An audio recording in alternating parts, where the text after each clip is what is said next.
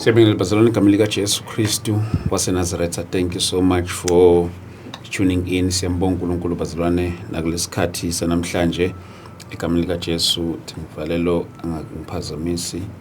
Yes. Siyambonga uNkulunkulu bazalwane igama lika Jesu Kristu waseNazaretha. Thank you so much for tuning in. Siyambonga uNkulunkulu asiphezi. This is another day. This is the day that the Lord has made for us to be glad and rejoice in it. Siyohlezi simbonga njalo uNkulunkulu nangaso lesi sikhathi. It's a generation ke bazalwane. I was sharing with one of my brothers ngithi kune transition eyenzakalayo kulesi sikhathi samanje. Khona into eyenzakalayo. uNkulunkulu ke usemsebenzini bazalwane siyamkholwa. Something wonderful is about to happen. Egama lika Jesu. Let me recognize wonke umuntu osongenelo la ngaphakathi wona wonke ama-province nama-big cities akhona nama-cities amancane. Bingelelekani bazalwane, bingelelekani egama lika Jesu Kristu waseNazaretha. Before ke siqala ingxoxo yethu namhlanje, I would love us to ukuthi sithandaze. We pray uNkulunkulu ukuze abe ngithi asikwazi ukwenza into outside of God. So yonke into masiyenza siyenze sikuye ekhona konke kokhona more especially masenza into ethinta yena makungaye. Everything is about him. So I would love us to pray bazalwane egama lika Jesu Kristu. Baba wethu oyingcwele, siyakubonga uNkulunkulu wethu namandla onke egameni lika Jesu Kristu waseNazaretha. We thank you Lord uNkulunkulu wethu omuhle. Moyingcwele Baba wethu namandla, sondela kuwe nakulesi sikhathi egameni lika Jesu Kristu waseNazaretha. We pray Heavenly Father, yenza njengokuthanda kwakho, njengokufisa kwakho, konke okusentandweni yakho kufezekise nakule ndawo egameni lika Jesu Kristu waseNazaretha. Akukho ngisho emanzilini ethu ke uNkulunkulu ukufezekisa icebo lakho, konke kulele kuwena uNkulunkulu wethu namandla. Athi uJoba linakuvinjwa uNkulunkulu wethu oyingcwele egameni lika Jesu, egameni lika Jesu alinakuvinjwa, icebo lakho alinakuvinjwa. Baba wethu sesikhona uNkulunkulu namandla egameni lika Jesu Kristu, yenza njengokufisa kwakho uNkulunkulu wethu oyingcwele, nakho konke okusentandweni yakho egameni lika Jesu Kristu makwenzeke uNkulunkulu namandla according to your word in the name of Jesus. Siyakubonga moyingcwele ngegama lika Jesu Kristu waseNazaretha. We thank you Lord in Jesus name. Amen.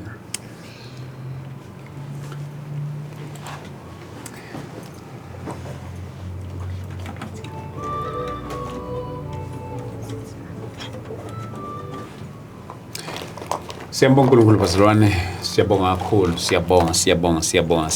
Be greeted once again egameni lika Jesu Kristu waseNazaretha. Siyabonga uNkulunkulu bazalwane egameni lika Jesu Kristu waseNazaretha.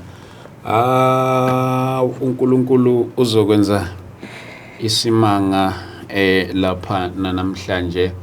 Siyamkholwa uNkulunkulu, asoze sayeka ukungamkholwa.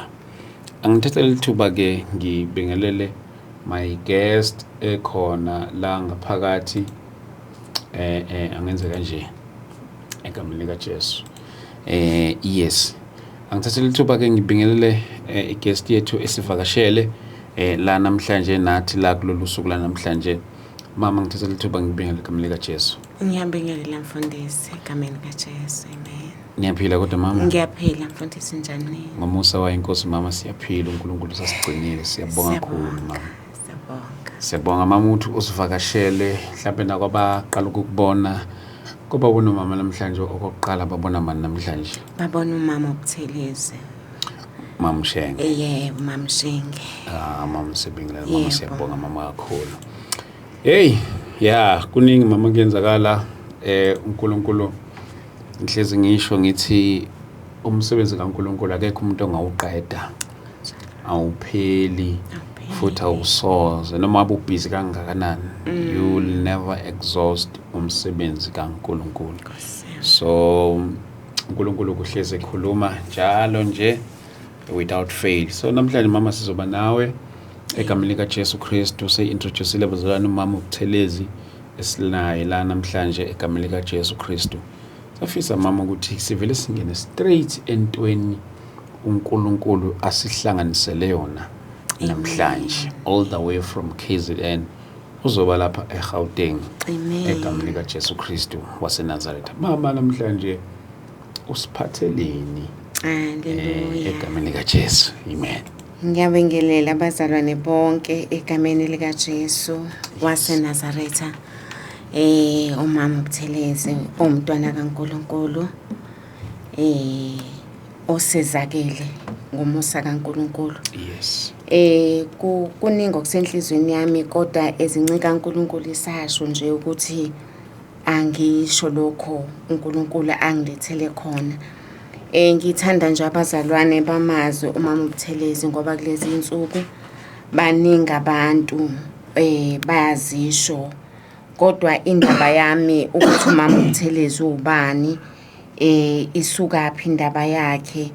Indaba yami ekuzaleni kwami ngizalwa nje ekhaya ngikhuliswa uma wami engumfelokazi. Okay. Ngithe ngivula amehlo nje ubaba bengasekho.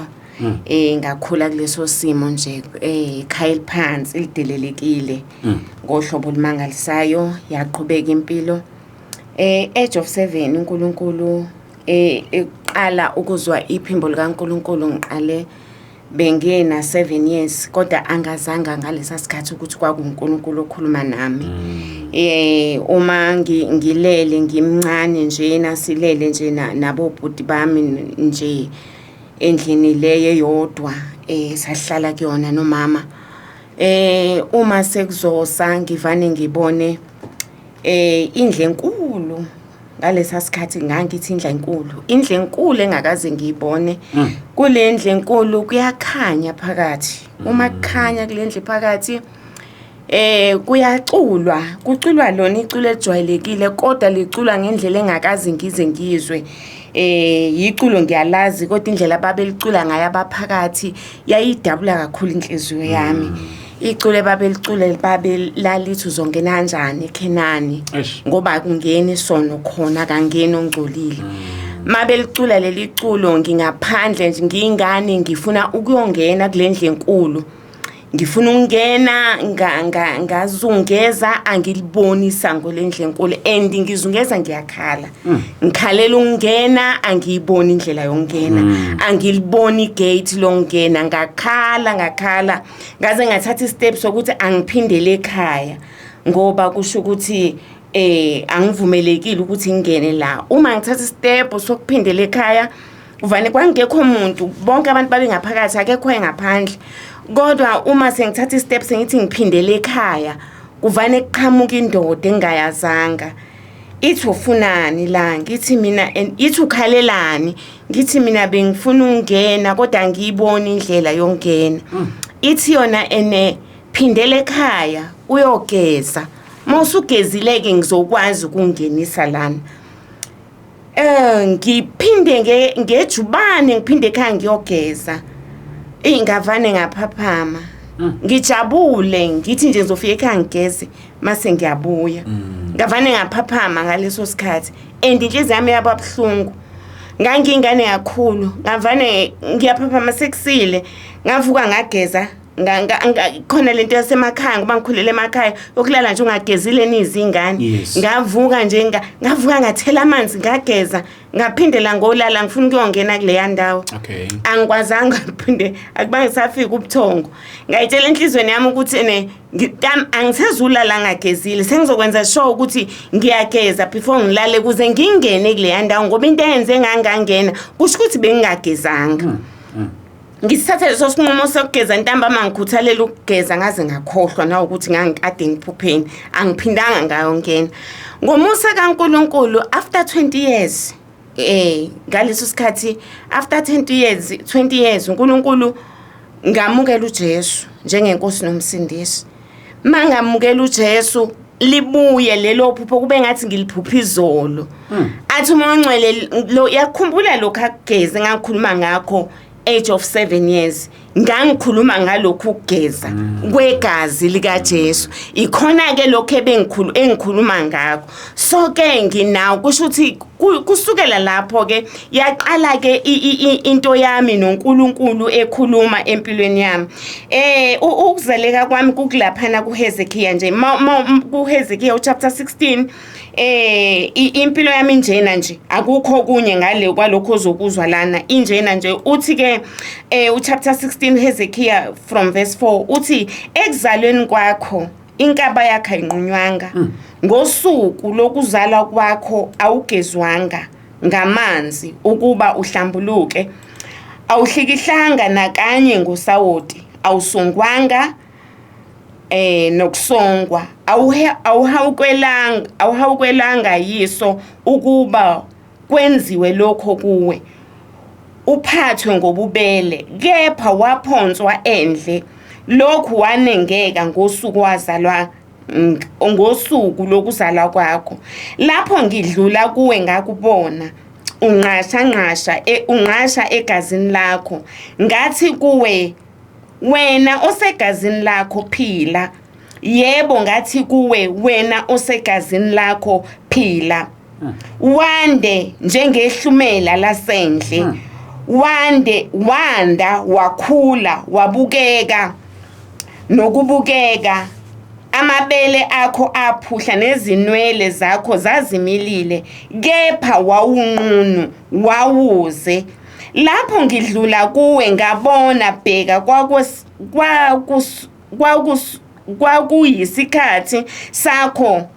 kwakuyisikhathi sakho isikhathi sokuthanda nganeka ingubo yami phezukwakho ngembathisa ubunqunu bakho yebo ngafunga kuwe ngangena ezivumelwaneni nawe isho inkosi uJehova waba ngowami ngakugeza ngamanzi ngahlanzisisa igazi lakho kuwe ngakugcoba ngamafutha amen. Ngithanda nje iyona ke impilo le kaMama uButhelezi ekuzalweni kwakhe akalulelwanga sandla akagonwanga akahawukelwanga akekho owamenzela umusa impilo yakhe nje ikanjena nje alikhise lamhawukela ubesehlane noma ubephakathi nabantu ephila nabantu kodwa impilo yakhe ibiyihlane nje ubesehlane nje lapho uNkulunkulu uthi ke akekho wakhawukela nalapho uNkulunkulu akasho ukuthi ngafike ngakuthatha uthi ngakubona ngqashanqasha ngathi kuwena anda wakhuluma izwi likaNkulunkulu ukuphila kwami kuqhamuka ezwini ayikho enye into namanje engizoyi isho ngaphandle kwezwi likaNkulunkulu uNkulunkulu uthi ngithi uthi ngakubona ulapho wawukhona ehlane ngase ngithi kuwe phila wena osegazini lakho phila wande njengehlumela lasendle amen bazalwane ilokho uNkulunkulu akwenzile empilweni yami ukuthi ngiphila ngenxa yezwe lakhulunywa uNkulunkulu empilweni yami kodwa mina ayikho into yami ephathekayo engathi nakho nalokho ngoba impilo yami ibisehlane soke ngahamba noNkulunkulu nje impilo yami isehlane ngiyakhula ngiyezwa ukuthi ngiphakathi nabantu ngiphakathi kwabantu kodwa eyami impilo ngiyezwa ukuthi ayiphethwe la izinto engidlayo ezehlane kangangokuba abantu abaningi abangazi angiphumi indawo akekho umuntu ongasho ukuthi yebo noma engazi ngizaliwe phakathi kwabantu ongasho impilo yami ayikhulume ayiqede ngoba impilo yami ngaphezulu kokuphila kwami. Uma ngilana angizelanga umusa yilo lelo zwe likhuluma ehlanu ukuthi hamba uye kubantu bami manje sekuyisikhathi sokuthi lezi zinto engikutshele zona ehlane uyidlulise kubantwana bami kulesi sikhathi. Isakhuluma inceka kaNkulunkulu njengamanje ikhuluma ngoshintsho oluzoba khona emhlabeni oselenzeka futhi siyayizwa imhele ma umntwana kaNkulunkulu isema safani asafani ma umntwana kaNkulunkulu yonke into ishintshile manje obekujwayela ukwenzeka akusenzeki bayazi abantwana bakaNkulunkulu kulesi sikhathi uthi kwenzakalani ngiyayiconfirma lento esho inceke kaNkulunkulu. uNkulunkulu izathu angilethele sona lana ukhuluma ngokulandwa kwenkazimulo yakhe ezizweni. Kulesi sikhathi uNkulunkulu ufuna inkazimulo yakhe ibuyele kuyena inkazimulo yakhe. Uma sifunda laphayana izwi likaNkulunkulu izikronike laphayana zokuqala ngizofunda nje egameni lika Jesu waseNazaretha izikronike zokuqala laphana uchapter 16 izikronike zokuqala chapter 16 uverse 24 wakhona egameni lika Jesu waseNazaretha izikronike zokuqala chapter 16 uverse 24 ofundeka kanjena ke bazalwane. Uthi uNkulunkulu landani inkazi uthi laphayana ngicela landani inkazimulo yakhe phakathi kwabezizwe izimangaliso zakhe phakathi kwabantu bonke. Amen. Uverse 26 ngicela umfundo ngokuba bonke onkulunkulu babezizwe bayizithombe kepha uJehova walenza izulu. Amen bazalwane. uNkulunkulu udala izimo. Mawufunda laphayana kwiZaga 25 uverse 7 kuthiwa kuyigugu uNkulunkulu ukufihla indaba kodwa kuudumo emakhosini ukuyiphenya indaba. Amen bazalwane. Khona izinto ke manje engasezukwazi ukuhlala phezulu kwezinye itshe liyasuka phezulu kwelinye manje. Uthi uNkulunkulu ibandla alande inkazimulo yakhe. Mawufunda uIsaiah chapter 40 verse 5 uthi zonke izizwe zizoyibona kanye inkazimulo kaNkulunkulu. Zonke izizwe zizoyibona inkazimulo kaNkulunkulu. Mawufunda incwadi kaHagari laphayana uthi ubani owayibona lenkazimulo esikhathini saqala kodwa manje yokugcina izoba nkulu kuneyaqala. Inkazimulo kaNkulunkulu inkulu kakhulu ukuneyaqala egameni lika Jesu waseNazaretha. uNkulunkulu ukhuluma ngokulandwa kwenkazimulo yakhe. Uma laphayana mawufunda incwadi kaHagari uthi uNkulunkulu usazogumbuqela. Haleluya. Chapter 2 athi usazogumbuqela ihashi nenkweli yalo nezinqola everything nomhlabathi nolwandle yonke into izoshake kushake ama foundation manje kushake ifoundation even emishadweni. Haleluya. Ifoundation iyashekwa kuma business career yakho yonke into iyanyakaza manje because uNkulunkulu ufuna ukubuyisa inkazimulo yakhe. Amen bazalwane. uNkulunkulu akasebenzi ngemix. Amen bazalwane. Izinto ezihlangene ndawonye. Amen. Uma ezodala izulu nomhlaba uNkulunkulu wathi akuhlukane ubumnyama nokukhanya. Amen bazalwane. uNkulunkulu ezosebenza esezophakamisa uJesu umhlukanisa nabafundi bakhe. Haleluya. Baze uyamkhaphela omunye wabo eseyesiphambanweni abafundi babengasekho wahamba yedwa ngoba kwase kufanele kuba uyena yedwa. Haleluya.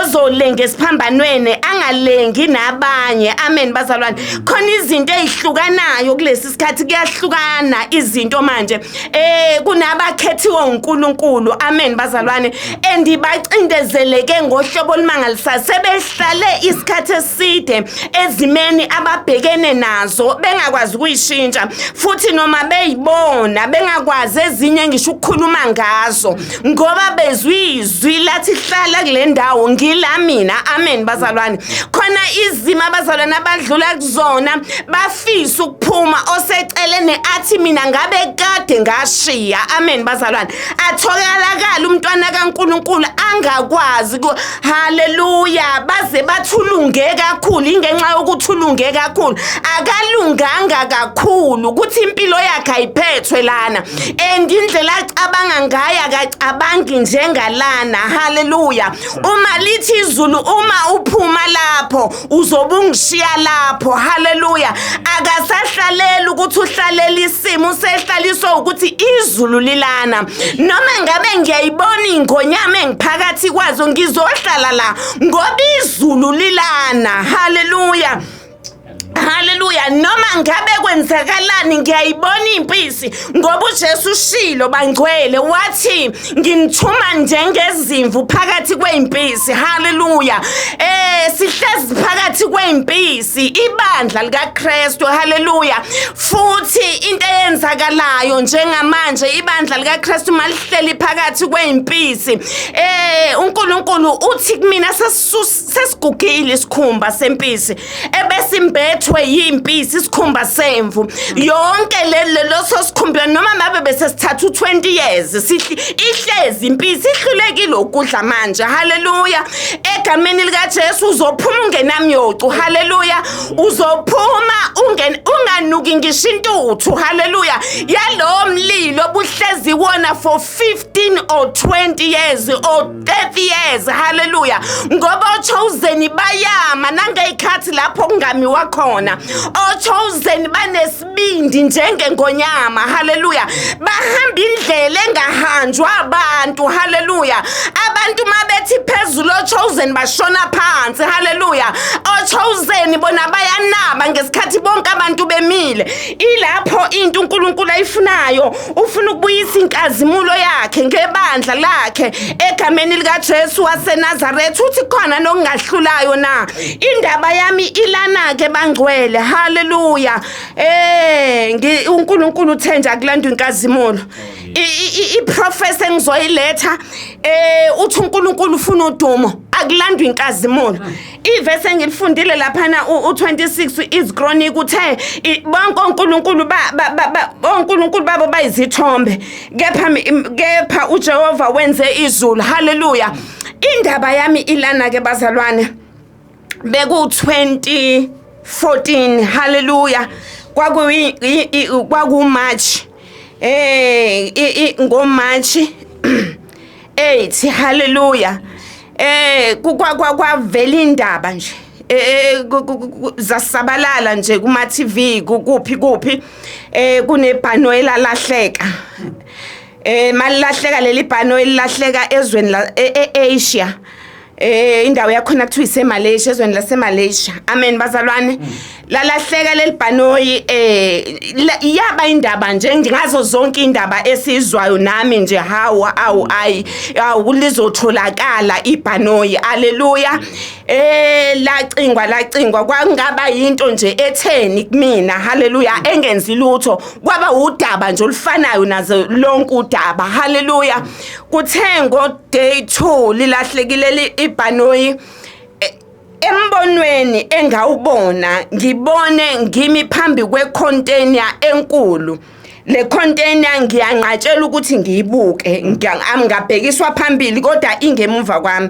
into engayinothisa kule container yayinkulu imhlophe ingathithi ibhalwe ngama marking pen abovu na blue engathithi nje ibhalwe ngama marking pen abovu no blue inopende nje o blue no bovu amen bazalwane mangifuna ukuphenduka ngifuna ukuyibuka le container nginqatshela ukuthi angibuke ngibheke kuthiwa ngibheke phambili mangibheka phambili ngabona ulwandle olukhulu ulwandle kodwa umehluko walolu lwandle lwalulwandle olubovu lwegazi lolu lwandle lubovu luyigazi nje kuyigazi nala nasemhlabathini la ngimiswe khona kubovu nje kubovu yonke indawo mangiyabheka ngibona abantu bazama kunabantu kulolu lwandle bazama ukuphuma akuphumeki bazama ukuphuma akuphumeki okwenzekile aphuma baleke badlule lapha kwami ngimile ngiyayibuka lento adlule lapha kwami omunye ashelela phindele khona baningi laba bantu yayithusa kakhulu le yanto engayibonayo ngaloba busuku ngangaphuphi kwakuyi umbono badlule laba bantu babaleke baphindiswe phakathi haleluya hayi wadlula lo mbono angiunderstandanga lutho okwangampela noma ngikhuleka akwenzekalanga lutho uma kusanga kusasa ngiqhubeka nje nomsebenzi wami engenzayo engangenza imihla ngemihla izwi likaNkuluNkulu lathi kumina awulandele le ndaba le lapha noyi hamba oyilandela le ndaba yala lapha noyi ngathi moya ongcwele kwaku9 ekseni lahle kwaku-day 3 lahlekile lelibhanoyi ngifike ngihlale phansi phambi kwe-TV ngibuke ngilalele ngibone kuyakhalwa ziningi izinto ezikhulumayo imndeni kuthiwe nje ayi kodwa kusazanywa kuyagijinywa kubuhlungu ngendlela eyisimanga ngase ngithi moya ongcwele ngiyabona kubuhlungu manje ke kwenzakalani ngingenaphi mina kuyo yonke lento angiqondi ngampela uNkulunkulu washo isimanga kumina wathi lizocingwa leli bhanoyi ngeke baze balithole ngathi Nkosi ngeke baze balithole wathi no ngifuna kubuya inkazimulo yami ngifuna ukubuyisa inkazimulo yami emhlabeni and that time izizwe zonke bangayisesha nabazalwane lento iyatholakala laphana nje konke ama social network akhona bathi eNayimalaysia MH370 kwakuyigama lalelo bhanoyi MH370 iyakhulunywa le ndaba yakhulunywa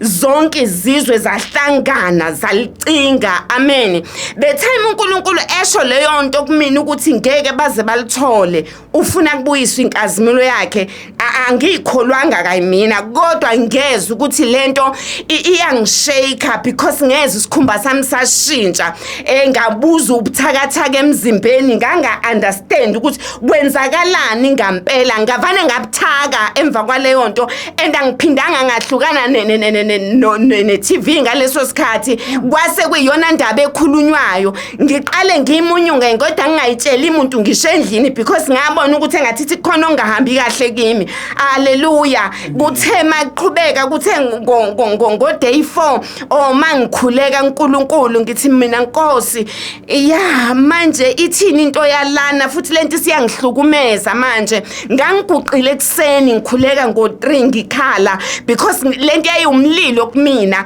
ukuyamukela nokuthi ngizoyithini kumina ngizoyithini nje emhlabeni ngiqala kuphi uNkulunkulu wavane ngathi ngiguqile kanjalo wavane wehlisa imap mayehlisa imap ngiguqile abese kuqhamuka umunwe kaNkulunkulu ukhombe kwimap uthi ikula le ndawo obukuyona izolo lo mbono obubonayo wecontainer yile labhanoyi njoba ububona wena icontainer no blue no white awubuki ikhala wale bhanoyi ngampela no red ngampela lento sengiyayibona manje isiyenza isense ukuthi ungalesa sikhathi mina ngibone kungathithi nje ama marking pen kanti beku amakhala aleli bhanoyi ngafihlela ukuthi ibhanoyi ngabona ngathi container kanti ibhanoyi wathi ke laba bantu about 239 abebe lapha kulela bhanoyi bakulela chibi haleluya kulela chibi kunaba abantu abaphilayo emhlabeni abaziyo ngalo haleluya abaziyo ngalo ngalela chibi abaziyo ngayo kodwa akulula manje ukuthi bayiphakamise lento ngoba ukuvela kwalento kuzovela leza imfihlo ezilapha yana abangafuni zivele. Haleluya. Bayazi ukuthi leli bhanoyi likuphi. Haleluya. Kodwa manje inkinga eyokuthi uma kuphuma leli bhanoyi lana livela ukuthi likuphi. Haleluya. Kuzovela leya mfihlo ekade yenzeka yobumnyama elapha yana. So ke manje ngifuna ukuthi ibuye inkazimulo yami emhlabeni. uNkulunkulu ayikhombe le ndawo the same time ngivane ngithatha ifone ngithathe ifone ngicheck imap ngivula imap mangibheka imap ngiyibone le ndawo la kwimap ngithi nayi le ndawo umuntu kaNkulunkulu aduma khona. Kusho ukuthi kukule ndawo lana la umuntu kaNkulunkulu ngiyithole le ndawo ebikwimap ngesikhathi ngikhuleka ngiyithole efonini. So ke since then ke bazalwane impilo yami yaba muncu ngendlela eyisimanga because ngahlala ngathi uNkulunkulu wami ngithini kubani and kwakunabazalwane ngaleso sikhathi they came and pray for me bangisupporta because ngavane ngaba weak isikhumba sami sashintsha ngeze ukuthi I understand ukuthi kwakuseyisikhathi esincane kwangaphili ngisho unyaka and nginalento yokuthi ngenzeka ukuthi angizwanga kahle ayikho lento and abantu abaningi engangibaxoxela namanje abayikholwanga leyo nto ukuthi ngampela uNkulunkulu wayisho. Sekuhamba iminyaka ke bazalwane seku 11 years manje. Uma ngibuza uNkulunkulu ngo2015 isangihlupha lento ngithi moncwele ungisa kulelizwe engakhuluma ngalo kwangisa kulelizwe ke bazalwane elilana kuHagari uchapter 2 mangibuza ngithi Nkosi siyoba yinini isikhathi salento kuyokwenzakalani kuyokwenzakalani ngampela emhlabeni. Ngiyaxolisa abazalwane ilapha yana indaba yami yebo ku chapter 2 uHagari uthi kuNkulunkulu lana egameni lika Jesu waseNazaretha.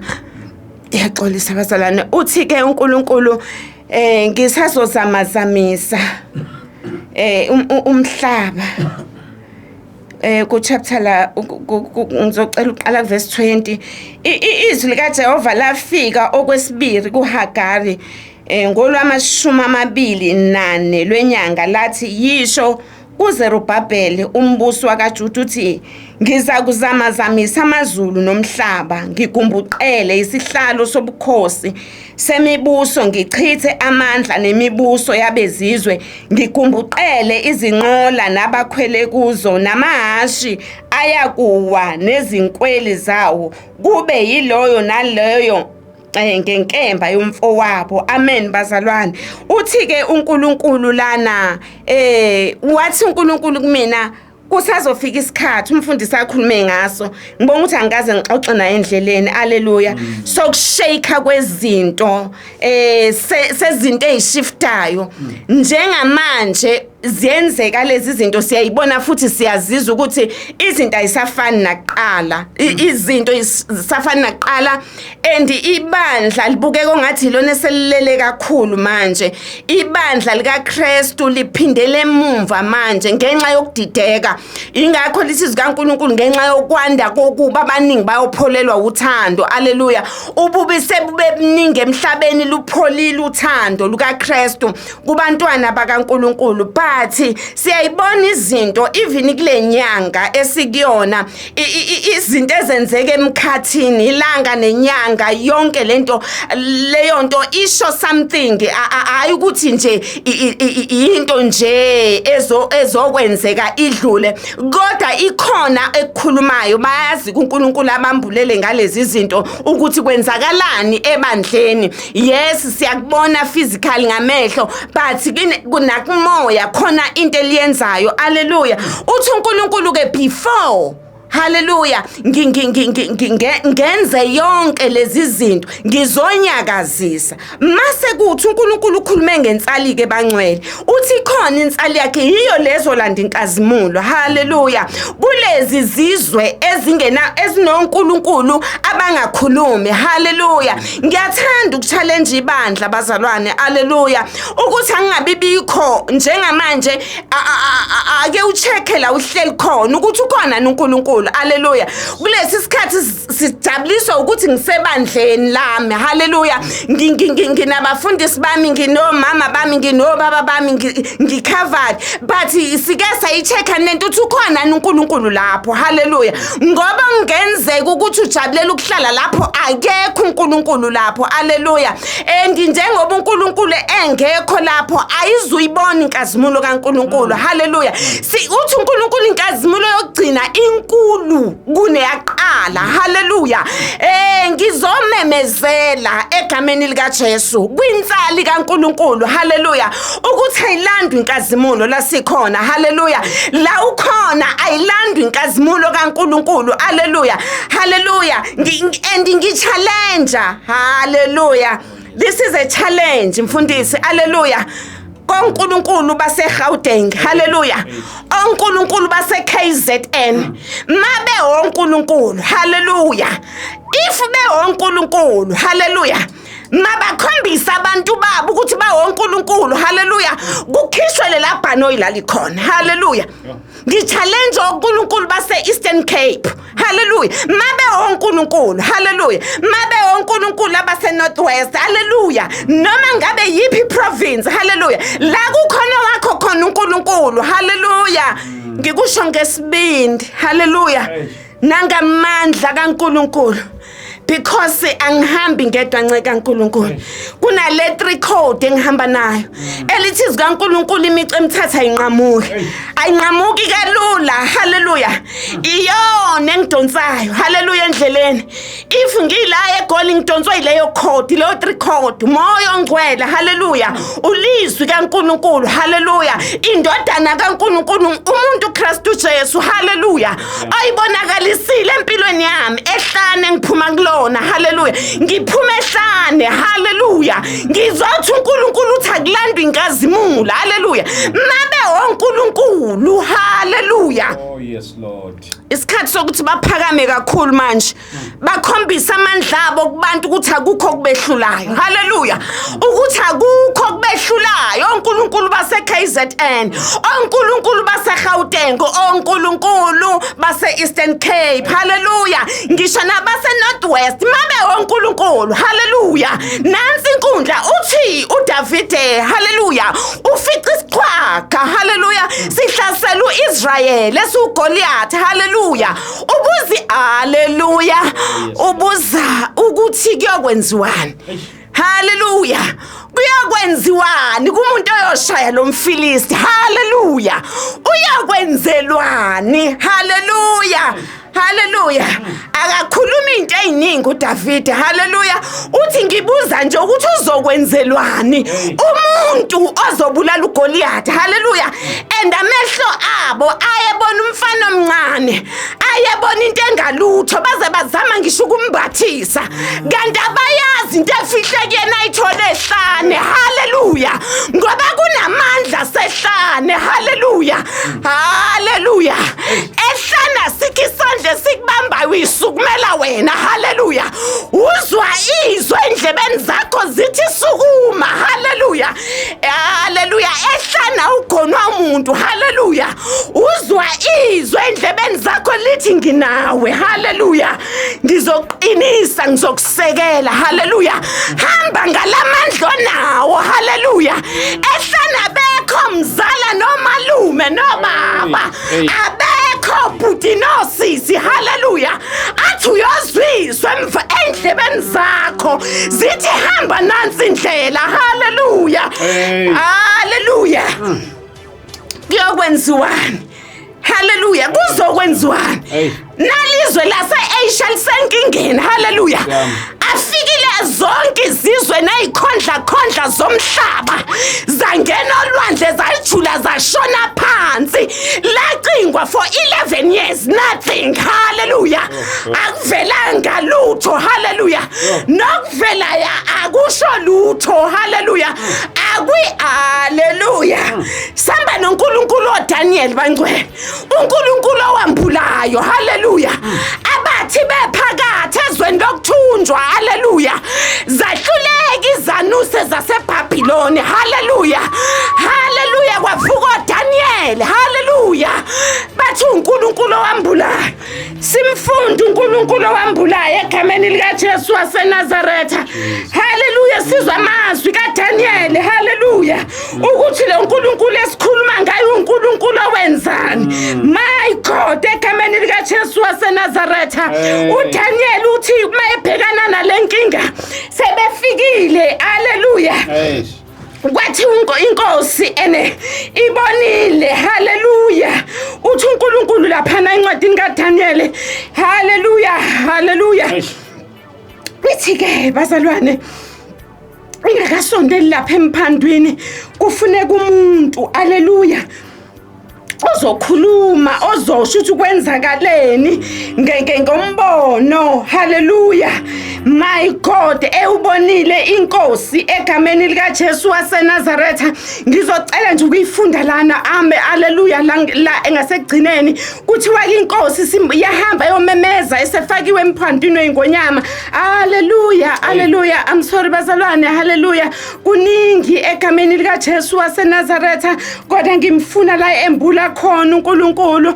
Ngimfuna la embula khona. Ningixolele ngokusiza uNkulunkulu egameni likaJesu, kodwa uNkulunkulu owambulayo, uNkulunkulu owambula izinto ezifihlakele nezijulileyo ezingaziwa umuntu. Lokho iselingakaze likubone, lokho indlebe engakazi kuzwe, lokho ngasuka enhlizweni yamuntu, yilokho uNkulunkulu azokwenza kulesi sikhathi egameni likaJesu waseNazaretha. Yilokho uNkulunkulu azokwenza kulesi sikhathi isalikubonanga, indlebe ayikuzwanga. Ngiye ngathi alikho itshe elizohlala phezukwelinye itshe. Haleluya.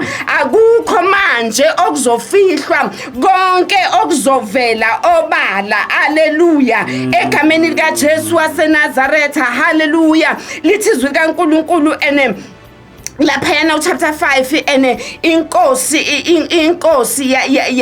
ikadibona umbhalo ngenxa yamazwi enkosi nawezinduna yawo verse 10. Haleluya. Chapter 5 ngenxa yamazwi enkosi nawezinduna kungena inkosikazi endlini yakhuluma yathi, mana njalo Nkosi, imicabango yakho mayinga kwesabisi, ingakuguquli ukucebezela kwakho. Kukhona embusweni wakho umuntu okukuye umoya wawoNkulunkulu. Verse 11 kukhona embusweni wakho okukhona umuntu wawoNkulunkulu abangcwele ezinsukwini zayoyihlo.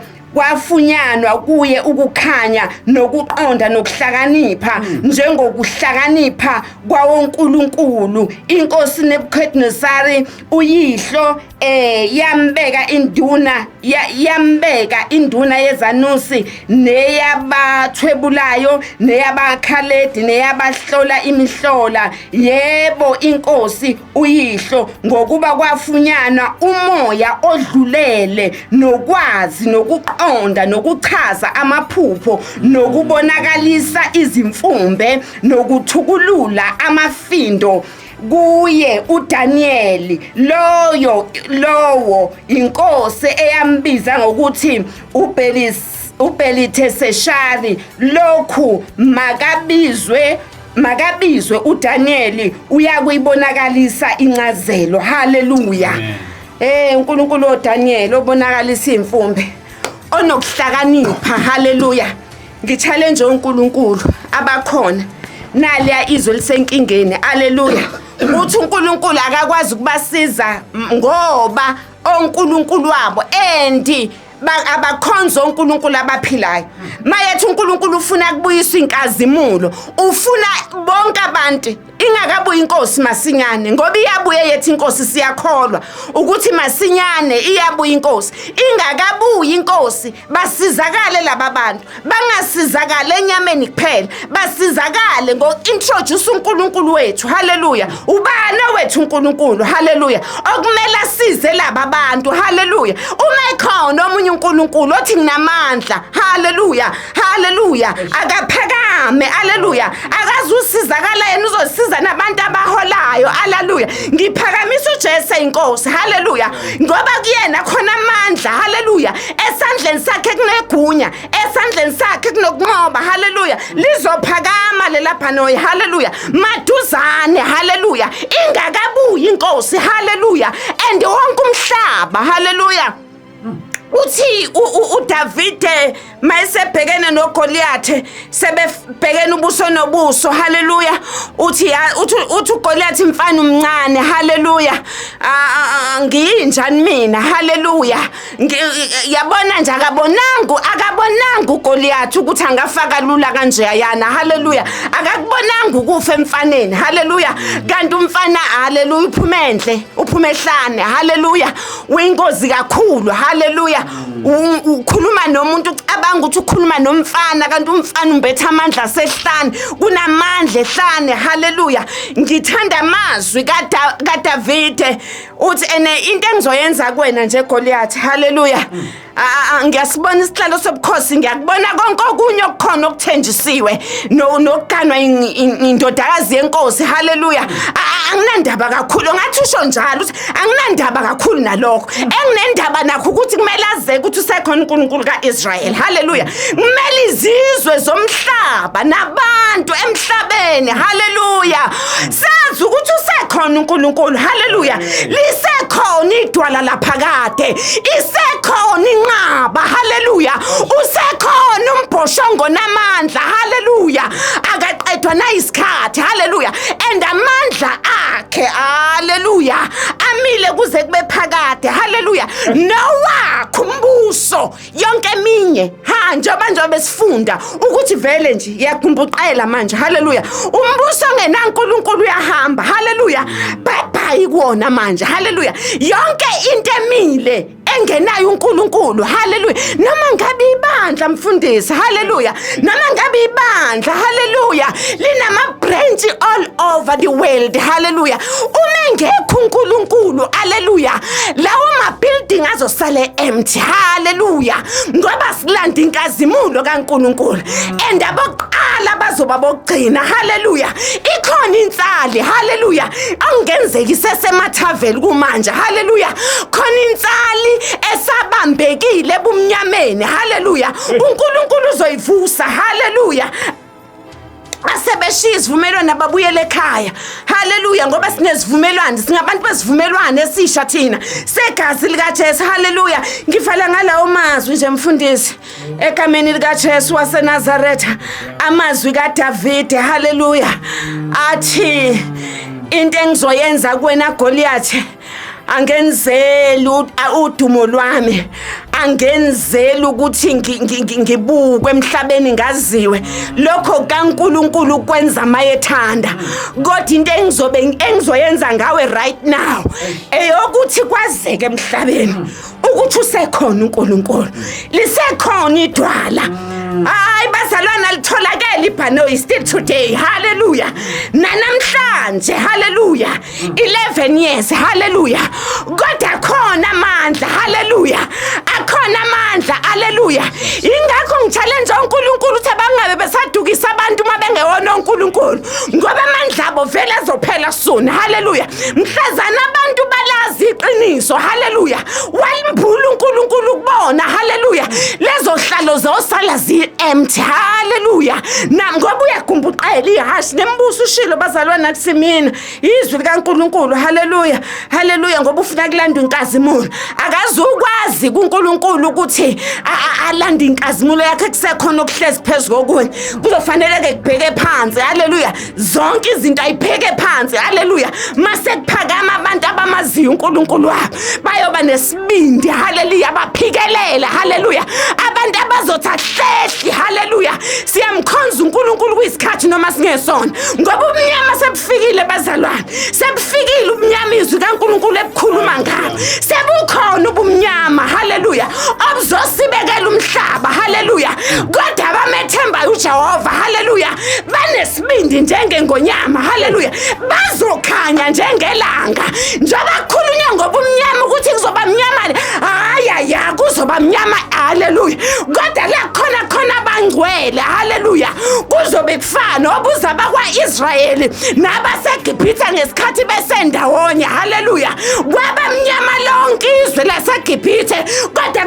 Israel kwakhanya haleluya ngesikhathi bebona igazi abaseGibhithe laba bakaNkulunkulu babebona amanzi aphilayo haleluya abakaNkulunkulu ababona ngamaxoxo aseGibhithe Glory to Jesus.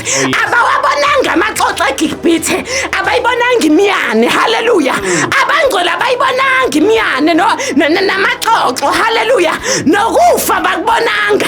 Noma kwase kufikile. Hallelujah. Ngoba kwathi makufika. Hallelujah. Kwafika. Hallelujah. Kwafikakala igazi. Hallelujah. Uthi uNkulunkulu uhlanzile ngegazi lakhe. Hallelujah.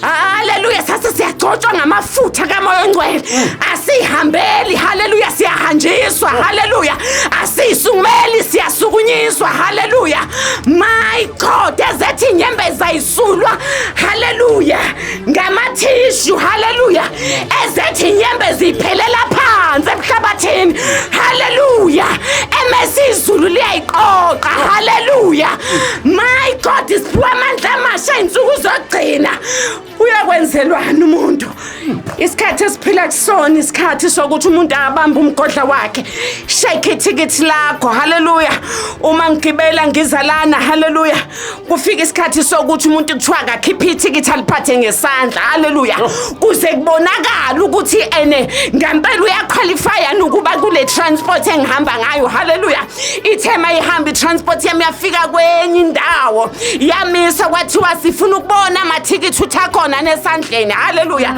ukuthi acheckiwe la ngisuka khona haleluya haleluya ake ngiphinde ngicheckwe futhi endleleni haleluya ukuthi lisekhona yini ke lona ithikithi ngoba ngenzeka ngisuke nalo eDurban haleluya ngithe ngizofika ePietermaritzburg mhlambe bese lilahlekile haleluya lingasekho haleluya kwathiwa ake siphinde ake uphinde ke na ucheck haleluya ukuthi lisekhona nithikithi lilona nifuthi haleluya ngoba ngenzeka uliphethe ithikithi kodwa kusilona haleluya uNkulunkulu enibusise bangcwele ilonselele engizoyiphosa uNkulunkulu uthi uJesu angilethile ukuthula mfundisi angilethile ukuthula haleluya angilethile ukuthula kule cha akukho ukuthula la haleluya ithe war haleluya impi haleluya I declare war haleluya impi haleluya yokuthi manje akucheck uNkulunkulu esihamba nabo haleluya ayingabuyi inkosi sahamba namabibi haleluya and uNkulunkulu uzokutomula ngamandla akhe futhi nawe uzomuza ukuthi uNkulunkulu kokukhiphayo kuleso simo haleluya angilethanga ukuthula emhlabeni uthi uJesu ngilethe umlilo ngilethe umlilo haleluya sengifisa kangakanani lapha yana kuLuka chapter 10 mangaphosise athi sengifisa kangakanani ukuba sewokhelwe haleluya uthi sengifisa kangakanani ukuba lo mlilo usuwokhelwe haleluya ngizokokhela umlilo haleluya angilethanga ukuthula haleluya haleluya mfundisi angilethanga ukuthula angilethanga inhlala kahle silethe umlilo ukuthi ke uNkulunkulu makhona omunye uNkulunkulu othi mina I can make it haleluya akakwenze sibone haleluya egameni lika Jesu waseNazareth ukuze abantu bakhe bamethembe bamazi ukuthi uNkulunkulu sonke siyoya kuyena haleluya sithi impela uNkulunkulu okhonzwa haleluya uNkulunkulu onamandla haleluya egameni lika Jesu kuyowenzelwana umuntu haleluya oyonqoba lesi sikhwaka uNkulunkulu anibusise egameni lika Jesu haleluya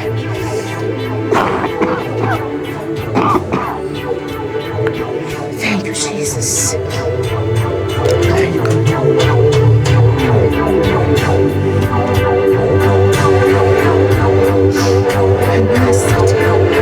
Yendaya basaya horata bosi emaya yalibakasa Holy Spirit we thank you Holy Spirit we thank you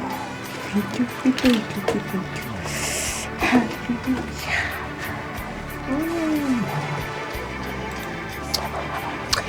Yo bazalwane siyambonga uNkulunkulu egameni lika Jesu Kristu waseNazaretha ngaphandle kwenkazimulo singayini ngaphandle kwenkazimulo mama nje in that environment nje mama in that atmosphere can you just pray for us mama egameni lika Jesu Kristu waseNazaretha uNkulunkulu uyabasaya hey enaya hana Erabasaya hiyana erabakoseyana ubukhona izolo umayena hanayaya eya eraya taraya urebase ananananiata kamasianebaya abadia dadadia kasaya izolo bukhona ukhona namhlanje naphekade ukhona sikwethembile unguJehova igama lakho awuguquki ikhathi zingezakho ikhathi zingezakho ezakhe ikhathi wawukhona ngesikhathi so Adama wawukhona ngesikhathi so Joshua wawukhona uhamba no Elijah siyakubona uhamba no Saul uhamba nathi manje khona thina manje sihamba nawe hanabasaya sethembile leyo nto that is our confidence ukuthi aqala umsebenzi empilweni zethu anaya erathakosea namandla okufeza Nkosi unqabile nathi zingakanani ingonyama ebezisikhamisa endleleni ngakanani impisi ebezisivukela kodwa wenqaba nathi silana namhlanje sizothi ukhona ongozelwa ngalali ikhona impande kaDavide ikhona inkanyezi yokusa likhona ilibo lethu ukhona uAlpha ukhona uOmega athi bheka ngizokwenza konke kube kusha alabasaya athi uJohani ngambona anasaya amehleka ngamalanga bomlilo athi inwele zakhe zimhlophe njengoboya bemvu okhalweni lakhe ngebrande logolide inyawo zakhe zinokubengezela kwethusi wembethe ingubo emhlophe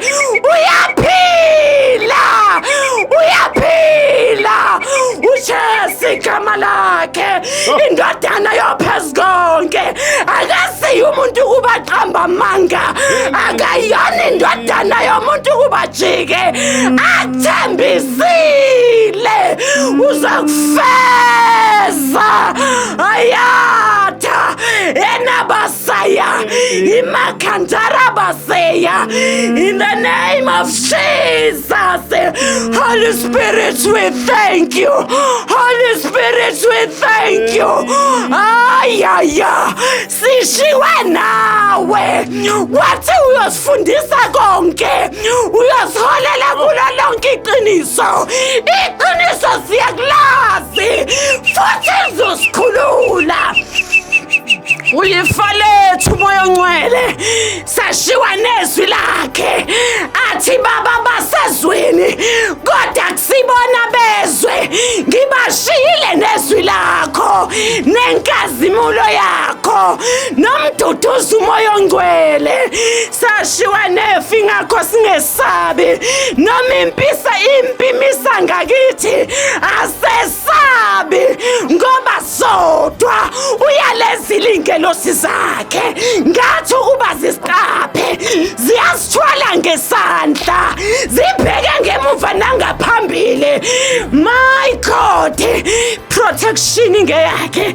sikhavwa igazi likaJesu indlela yonke sihlukana kule nkundla la ukhona lamandla insuku zogcina ikhona inkazimulo yakhe likhona izwi lakhe hanaya rathaya kurabasaya imanana khasiya singesabi izimvu kaNkulunkulu chosen labe khona bangasabi the chosen one bakhona ningesabi eyeni inkundla manje uJesu inkosi nomsindisi hallelujah thank you Jesus amen hallelujah